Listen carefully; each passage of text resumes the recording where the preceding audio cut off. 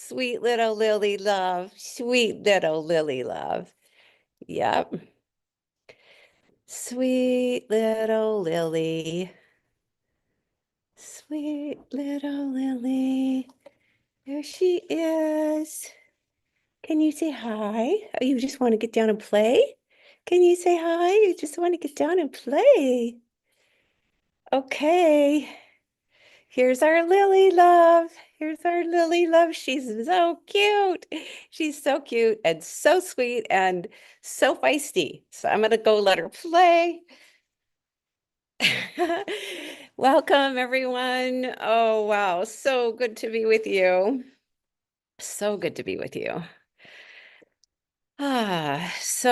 Well, people are getting on. Let's just breathe. Let's just breathe. That breath that is arising from nothing.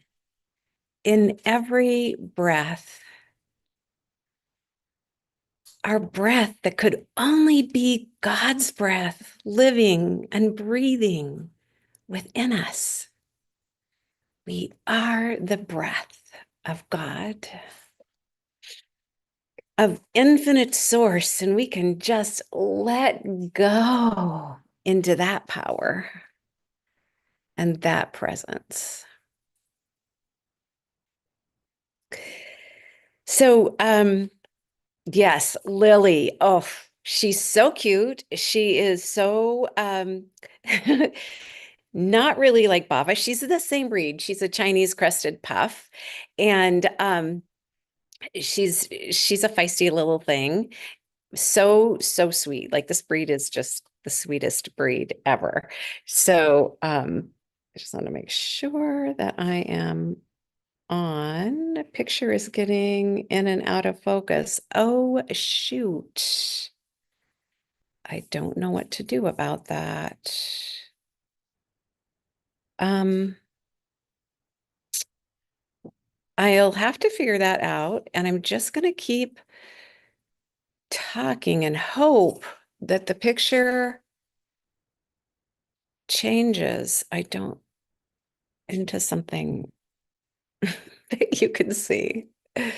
Anyway, so back to Lily. Um, I'm just going to ask her to let me know if it's any better or not. Thank you for your patience. Is it the same? Okay. Um, yeah, so I'm going to tell you the truth. I still miss Bava. And what I found really amazing, and not really amazing, just knowing this and experiencing it again and again, that love just expands. Like you can't help but love. Lily, puppy love is irresistible love. Like you just love. And and it's not taking away from my Bava love, if that makes sense.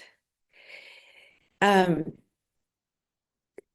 I I really appreciated sitting with that because even in the grief times that my heart aches a bit missing Bava, it's love. And Lily is our new love. So love is all there is. Love is all there is. And it's so easy to forget that in in our day-to-day lives and things that are happening that don't feel necessarily loving. But in the presence of love itself, like in this puppy love, when I am loving this little thing, um, nothing else exists, nothing but love. And there's, I hope I'm quoting this biblical verse right, but it's something like perfect love casts out fear. And truly, when we are in the presence of love, any fear that we have just dissolves. It's because love is light, and it's like turning the light switch on. Like darkness can't do that to light. Light does that to darkness. And so if we can just tap into that, because what we were going to talk about um, this time is what is that wall that's stopping us from being who we are? Like, like the knowing, like we know inside who we are and we just can't be it. We just can't do it. We just can't express it. I know that so well. And I feel like it's everyone's journey, really, because that's what life is. Like we're here to be our true, authentic expression. And I love the acronym. It's my favorite on life. It's love in full expression because we are love. And when we are actually fully alive in life, we are living what we love, being who we love, being us, authentically us. And that journey, um,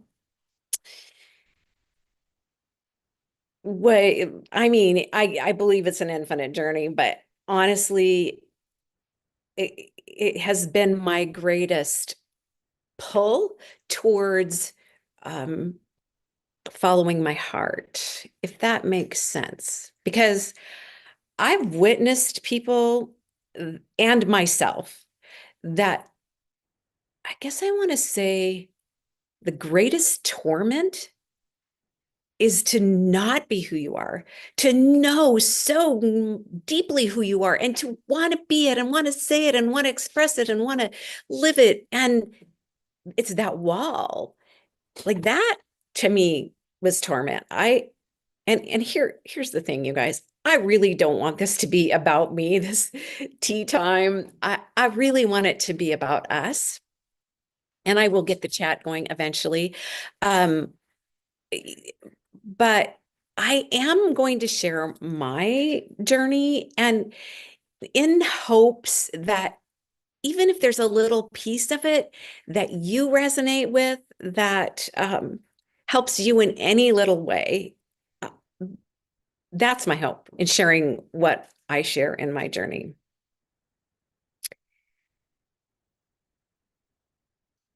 So I I was a sunshine little girl, really, and I was really shy. I had a really shy part. And then the beliefs that were so instilled in me were really about God fearing, really. And I had a really tender heart, and I really wanted to do what was right. And um, so those kinds of things, those beliefs that we get, um, program us into the smallness, program us into a box of who we are not. So then we get confused on who we are and who we are and who we are not based on um, what we've been told to be. So then it gets kind of confusing when you become an adult, um, who you are, you know, um, because I mean, I wanted to do what's right. I wanted to go to heaven, like, and all the things that went with that. So then, okay, so part of my growing up and my religion, I had to look really weird. And it was so hard. Oh my gosh, to go to school and not be fitting in, which we'll talk about later. Um, that was it literally made me physically sick.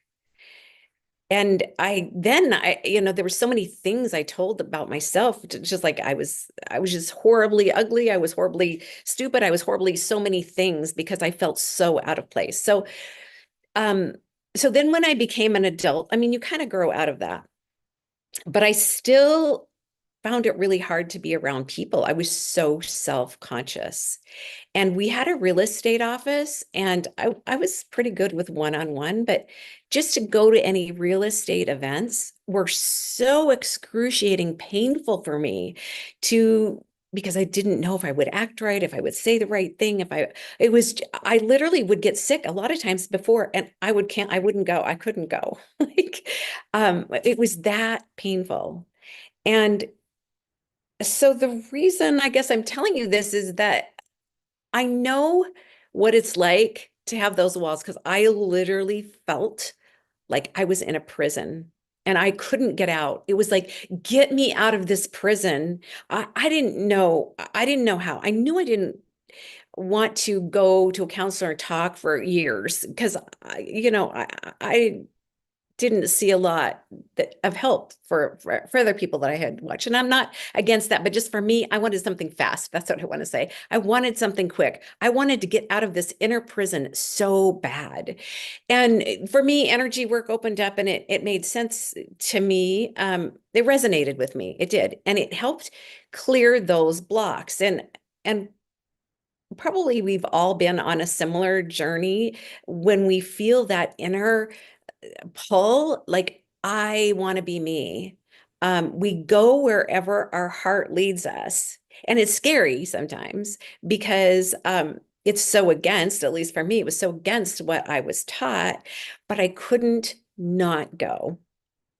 And I'm grateful I had the courage to go. And that is the only thing that will help us be who we are is to listen to what we love, listen to our heart. So I was taught, and it was how I filtered it probably. And anyway, what I heard was, I cannot trust my heart. And there was this biblical verse that was very scary to me. It was something like, your heart is deceitful and desperately wicked, something like that. And so every time I wanted to do something that felt good to me, I thought I was going against God's will, that God would never, this God outside of me that was actually spoken of inside of me, I mean, the verbiage was he's this kingdom within, and it's a he, and it's outside of you, and it's a punishing God that will grind you to powder. I mean, my relationship with this God was fear. It was not love. Um, so so why am I telling you that? I'm telling you that because your heart is actually the voice of your soul, the very essence of you. And so what you love is your soul speaking to you. It's who you are. The most authentic essence of who you are is the voice of your heart that just like you feel it in every cell of your being, like, oh, I love that. I want to do that. Or, that sounds fun.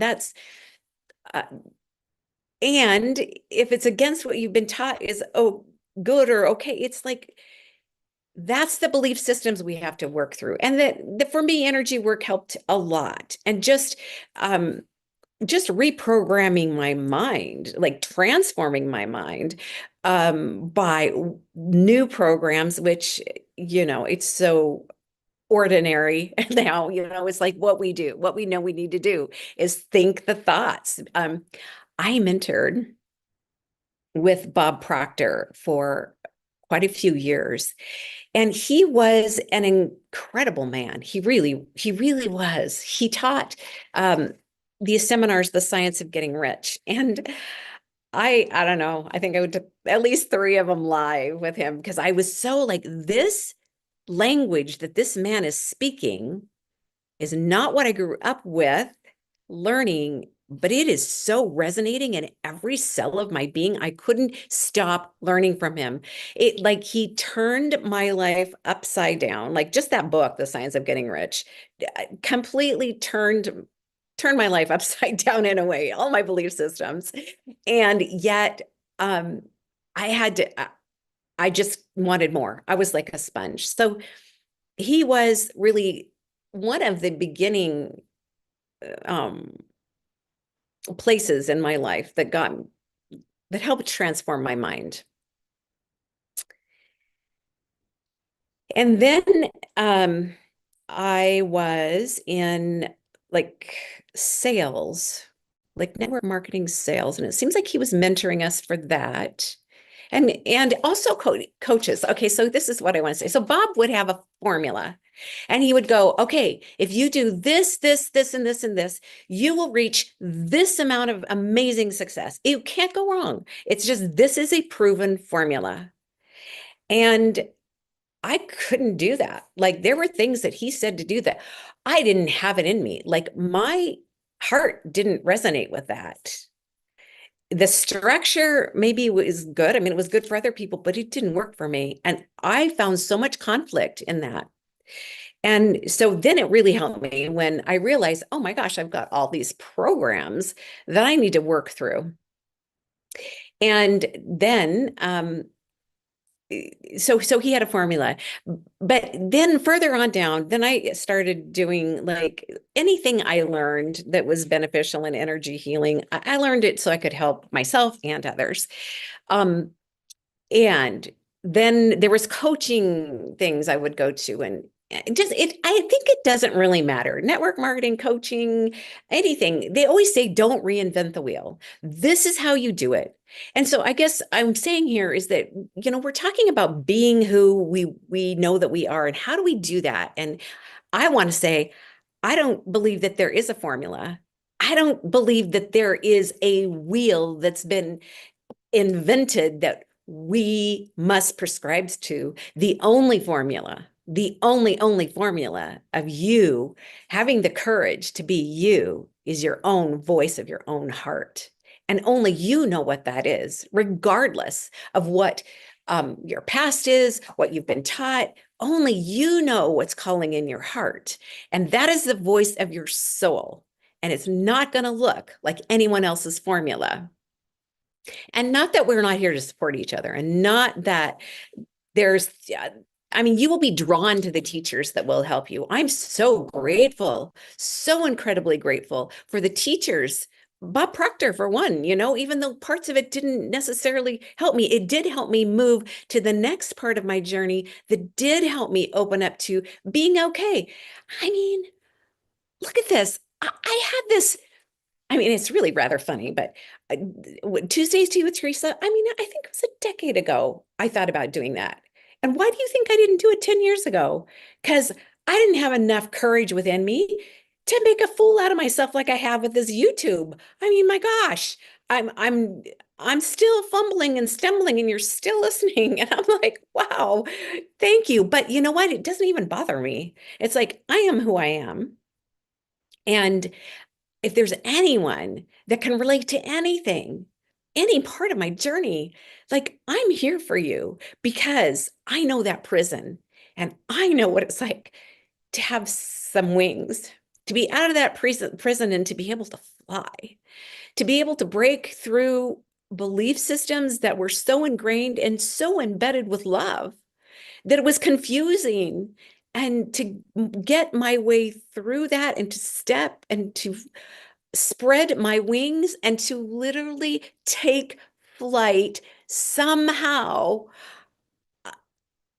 That's what we're here for. That is what we're here for. And that is my passion, to really be that inspiration for you to follow your heart, for you, number one, to trust your heart, to always, always know that your heart is pure. Your heart has taken the very first breath, the very first beat of your life, and always will, has gone everywhere with you. Whether you've listened to your heart or not, it's there. It's leading you back home to your heart again and again. And when you can totally just listen even a little bit to what your heart wants and just take one little step, you will find such joy and courage to keep going.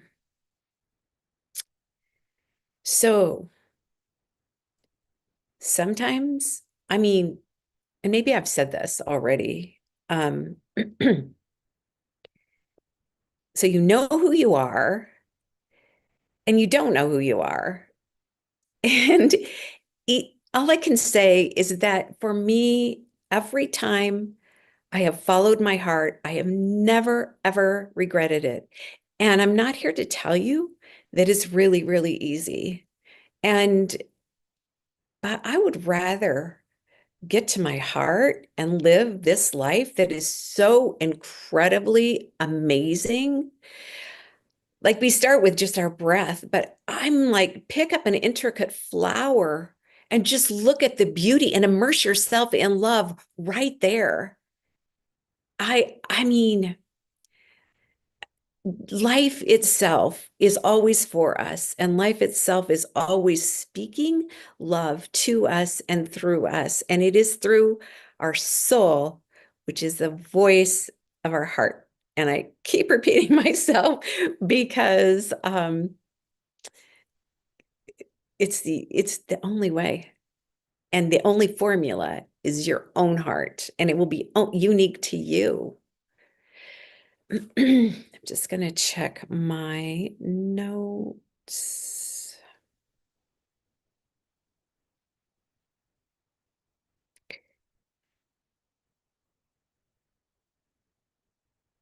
So, when we talk about fear, perfect love casts out fear. And the only place that you can feel love is in your heart. There's no other place where you feel love.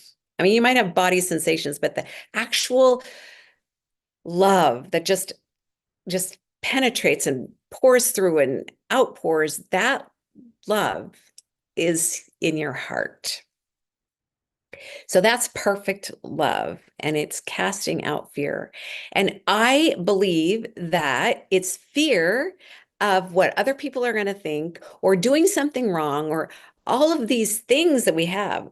It's fear that is keeping it. I feel like that wall that's keeping us back, like fear is written across it. It's like, and it's a wall that can literally be like the light switch going on. And it really it is with loving who you are in the smallest ways. Like, can you just be so grateful for your beautiful heart right now? Your incredible heart that has walked through the most traumatic, the most difficult, the most joyful, the every part of your journey, the most alone. Like, your heart's been there. Your heart will always be there. And can you just love your heart? And like I said, even in the first episode, like, I hold my heart all the time to remind me, yeah, I'm here. I'm here. Because our soul isn't outside of us. Our soul is inside of us. Our soul is who we are. And it's through the voice of our heart. If I knew it, if I had chat, I would be asking if there's any questions, but just email me, DM me, and we can, anything you want to talk about, please. It's Theresa at theresagooch.com. Until I get the chat going, we will just do this. Okay. I want to leave you with a quote from Brene Brown because it's so good. So she talked about belonging and fitting in. So growing up, I was telling you how I felt, and it was like I didn't fit in. And because I didn't fit in, I felt like I didn't belong. And it was really hard. And even when I was young, married, and in business and stuff, I still felt like I didn't fit in, so I didn't belong. And so I'm leaving you with this quote because it's so great. So Brene Brown said, fitting in is the greatest barrier to belonging. And that belonging is about being who we are. So belonging is being who we are. So fitting in, she said, is about assessing a situation and becoming who you need to be accepted. It's about changing who you are to be accepted by others. Like I lived my whole life like that. Like this drive to fit in when actually the pull of my heart was just to belong.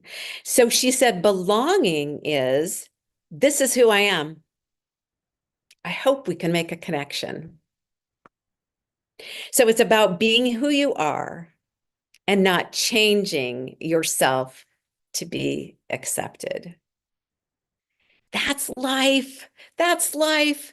That's living. That's soaring with wings. And I want more of it. I mean, I've tasted a little about just like I kind of told you the spectrum of being this like I can't even move. I'm in this prison to I'm literally doing this now. And I don't even care what people think. Like I just want to live life. I want to love every ounce of it, even in the hard.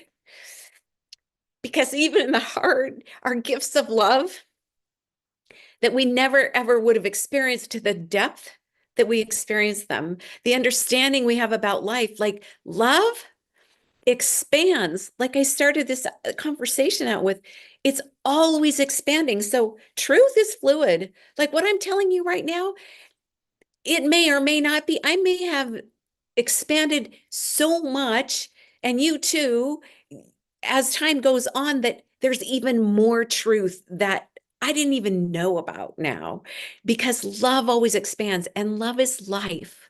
Life is love. Life is love in full expression. And that is you, my friend.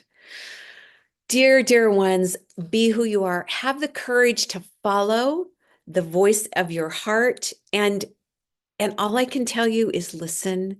Just listen to the little, oh wow, that feels good. That feels good. And I'm just going to take that little step.